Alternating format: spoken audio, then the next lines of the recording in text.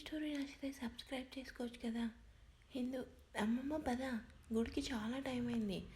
నువ్వు ఇంకా ఎంతసేపు రెడీ అవుతావు? అయింది తల్లి, బండి తీయని ఇద్దరు కలిసి గుడికి వెళ్తారు. బండి ఆపి, అమ్మమ్మ గుడి ఆవరణం దగ్గర నుంచో అమ్మమ్మ, నువ్వు ఇక్కడే ఉండు, నేను కొబ్బరికాయ తీసుకొస్తాను అంటుంది హిందూ.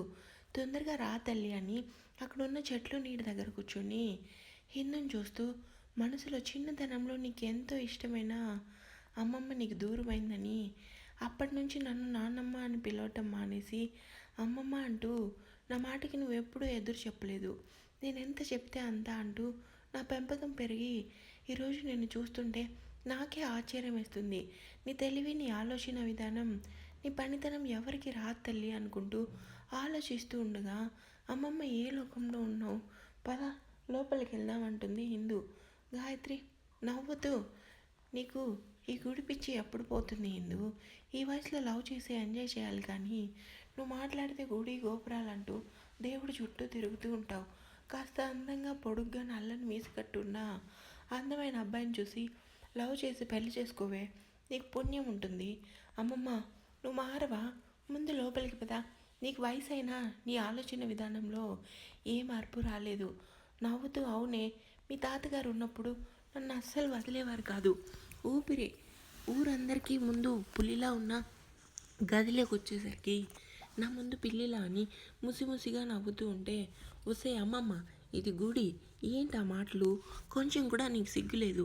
పైగా నవ్వు ఒకటి, ముందు ఆ నోరు కాసేపు ఆపు, లేదంటే ఇక్కడి నుంచి ఇంటికి వెళ్ళు అంటుంది హిందూ.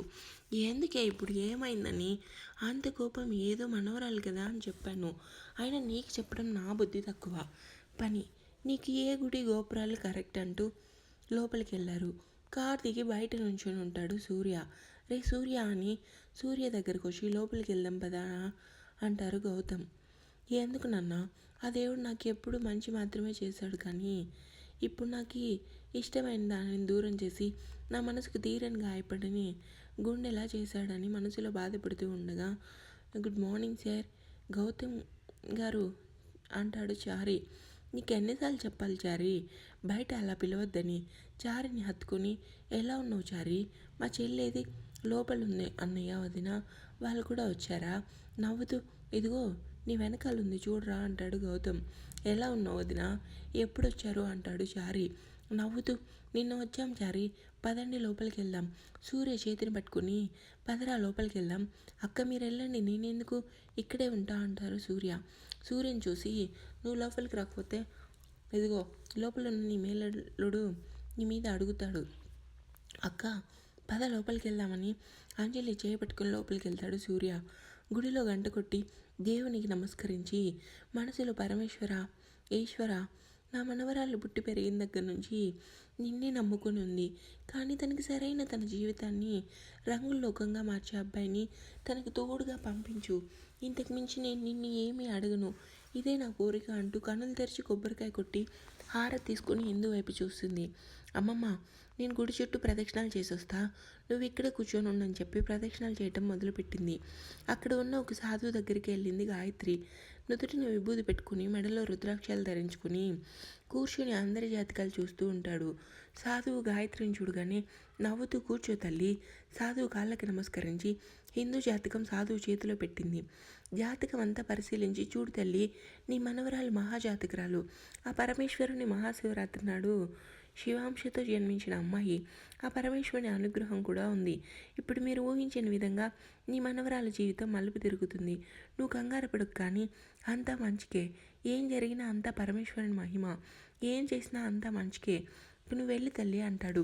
గాయత్రి సాధువు మాటలు అర్థమైనా, ఏం జరుగుతుంది, నా మనవరాల జీవితం మలుపు తిరుగుతుంది అని అంటున్నారు. ఏంటి నాకు అస్సలు అర్థం కావట్లేదు అనుకుంటూ మనసులో పరిపరి విధాలుగా ఆలోచిస్తూ గుడి లోపల కూర్చొని హిందూ కోసం తలుచుకుంటూ ఉంటుంది. ఇంతలో సూర్య ఫ్యామిలీ అంతా గుడి లోపలికి వస్తారు. దేవునికి నమస్కరించి, మనసులో నా కొడుకు జీవితాన్ని నువ్వు మళ్ళీ మార్చు, అంతకుమించి నేను ఇంకేమీ అడగను అంటుంది మమత. కన్నులు మూసుకొని తెరిచి దేవుణ్ణి చూస్తూ మనసులో బాధపడుతూ ఉంటాడు సూర్య. ఏది ఏమైనా నా తమ్ముడు మళ్ళీ నవ్వుతూ సంతోషంగా ఉండాలి, నువ్వే ఏదో ఒక దారి చూపించు పరమేశ్వర అంటుంది అంజలి. ప్రదక్షిణాలు చేస్తూ అమ్మయ్య అని నడుస్తూ వసే మీరెప్పుడు వచ్చారు గుడికి అంటుంది హిందూ. ఇప్పుడే వచ్చాం హిందూ, ఉందిగా ఇదిగో ఈ తింగర నన్ను తీసుకొచ్చింది అంటుంది సంధ్య. హేమ హిందూ చూసి అదేం లేదు హిందూ, జాబ్ వచ్చింది కదా అందుకే గుడికి వచ్చాను. సరే ముగ్గురం కలిసి ప్రదక్షిణలు చేద్దాం రండి. ముగ్గురు కలిసి ప్రదక్షిణాలు చేయటం మొదలుపెట్టారు. కాసేపటికి ప్రదక్షిణాలు అవగానే అమ్మయ్య అనుకుంటూ మెట్ల దగ్గర కూర్చొని ముగ్గురు దేవుని ప్రసాదం తింటూ ఉంటారు. అబ్బా ఈ పులిహోర ఎంత రుచిగా ఉందో తెలుసా, నిజంగా మీరు ఇక్కడే ఉండండి, నేను ఇంకొంచెం తినేసి వస్తాను అంటుంది సంధ్య. ఒసేయ్ నీకు కావాలంటే నాది కూడా నువ్వే తిను, అంతేకాని ఇలాంటి పనులు మాత్రం చేయక తల్లి అంటుంది హిందూ. నాకు చాలా ఆకలిగా ఉంది హిందూ, నీది కూడా నాకు సరిపోదని బయటకు వచ్చి ప్రసాదం ఎక్కడ అంటూ చుట్టూ చూసింది. అంతే ఎదురుగా ఆకాష్ ప్రసాదం పెంచుతూ కనిపిస్తాడు. అందరికీ ప్రసాదం పంచుతూ సంధ్యను చూసి నువ్వేంటి ఇక్కడ అంటాడు ఆకాష్. దేవుణ్ణి పలకరించేద్దామని వచ్చాను అంటుంది సంధ్య. చా మాకు తెలియదు మరి, ఇదిగో ప్రసాదం, ఇలా కొంచెం కొంచెం పెడితే ఎవరికి సరిపోతుందని ఆకాష్ దగ్గర ఉన్న పులిహోర గిన్నె తీసుకుని ఇందులో కొంచెం మాత్రమే ఉంది ఆకాష్, సరేలే నేను ఇది తింటాను అంటుంది సంధ్య. కొంచెం ఏంటి, అది 30 మందికి సరిపోతుంది అంటుంది ఆకాష్.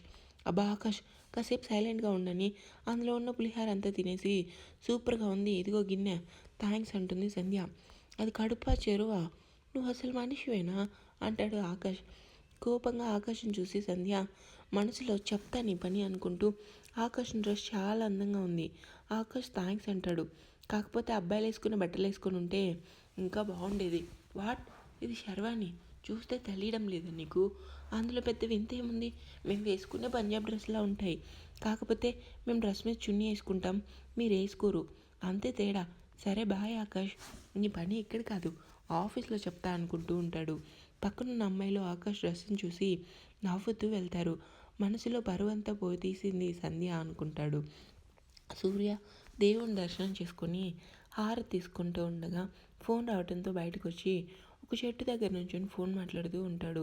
హేమ హిందూతో మాట్లాడుతూ పక్కనున్న సూర్యని చూసి షాక్ అయ్యి, ఒసే సార్ ఇక్కడ ఉన్నారు చూడండి, ఫోన్ మాట్లాడుతూ ఉన్నారు అంటుంది సంధ్య. సూర్యని చూస్తూ మళ్ళీ సంధ్య హేమలతో మాట్లాడుతూ ఉంటుంది హిందూ. ఫోన్ మాట్లాడుతూ పక్కకు తిరిగి హిందూని చూస్తాడు కానీ సూర్య చూపు హిందూ కళ్ళ దగ్గర ఆగిపోతుంది. మనసులో అచ్చం అవే కళ్ళు, అచ్చం అలానే ఉన్నాయంటూ చూస్తూ ఉంటాడు. సంధ్య హేమలతో నవ్వుతూ మాట్లాడుతూ ఎందుకో తనని ఎవరో చూసినట్టు అనిపిస్తుందని పక్కకు తిరిగి సూర్యని చూస్తుంది హిందూ. హిందూని చూస్తూ ఉండగా తన కాలుకి ఏదో కుట్టింది. సూర్య చేతిలో ఉన్న ఫోన్ పడేసి అమ్మ అంటూ గట్టిగా అరిచాడు. ఒకేసారి కింద పడిపోయి నొప్పితో విలవిల్లాడుతూ ఉన్నాడు సూర్య. గుడిలో ఉన్న అందరూ సూర్య అరుపులు విని అందరూ సూర్య దగ్గరికి వచ్చారు. హిందూ, సంధ్య, హేమ కూడా సూర్య దగ్గరికి వచ్చారు. గాయత్రి హిందూ పక్కన నుంచొని సూర్యని చూసింది. అందరూ ఏమైంది ఏమైంది అని అంటున్నాడు. చేతిలో ఉన్న పూజ గిన్నె వదిలేసి సూర్య దగ్గర కూర్చొని సూర్య సూర్య ఏమైందిరా అంటుంది మమత. సూర్య కాళ్ళ దగ్గర కూర్చొని సూర్య సూర్య అంటూ కేకలేసి ఏమైందిరా అంటూ ఏడుస్తూ ఉంది అంజలి.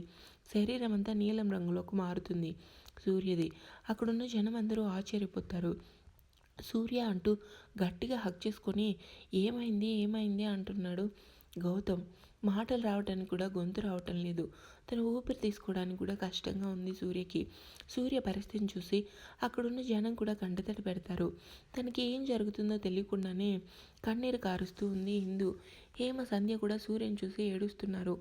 ఏమైంది అంటూ సూర్య దగ్గరకు వచ్చి సూర్య కాళ్ళని చూసి ఏదో జరిగిందని ఆలోచిస్తూ ఉండగా గాయత్రి, ఆకాష్, శారీ కంటతడితో బాధపడుతూ ఉంటారు. ఎవరికి ఏం తోచలేని పరిస్థితి ఏర్పడింది. ఇంతలో పూజారి వచ్చి సూర్యని చూసి తన కాళ్ళని చూసి ఇది నాగుపాము కాటు, అందులో ఇది చాలా ప్రమాదకరమైన కాటు, ఈ బాబు బతకడం కష్టం అంటారు. అంతే మమత, అంజలి, గౌతమ్ వాళ్ళ గుండె ఆగిపోయినంత పని అయింది. పూజారి గారు మీరు అలా మాట్లాడకండి, మీరే ఏదోటి చేసి నా తమ్ముడిని బతికించాలి అంటూ ఏడుస్తుంది అంజలి. పూజారి గారు ఏదోటి చేయండి, నా కొడుకు లేకపోతే నేను ఉండను, మీరు ఏదోటి చేయాలంటూ ఏడుస్తూ ఉంది మమత.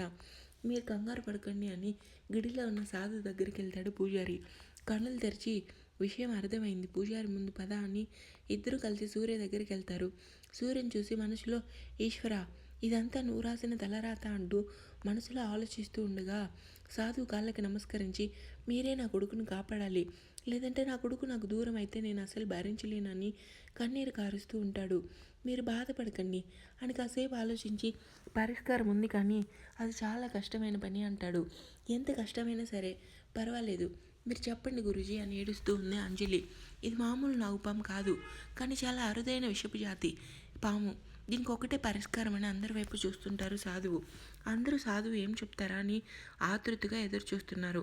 హిందూ ఏం చెప్తారా అని సంధ్య, హేమ ముగ్గురు సాధువు వైపు చూస్తూ ఉన్నారు.